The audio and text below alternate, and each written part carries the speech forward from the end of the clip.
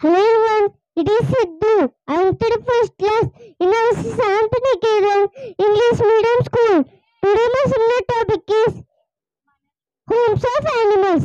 Animals also need houses to live. Let us see some of the domestic and wild animal houses. First one is lion.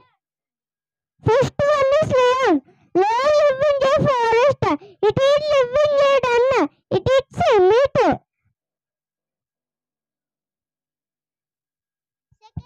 Second one is fish and duck. Fish live in the water. These animals are called aquatic animals. Third one is dog. Dog is a pet animal.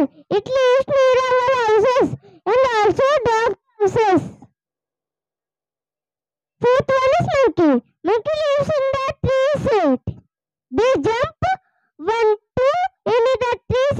It eats fruits. Fifth one is elephant. Elephant lives in the forest.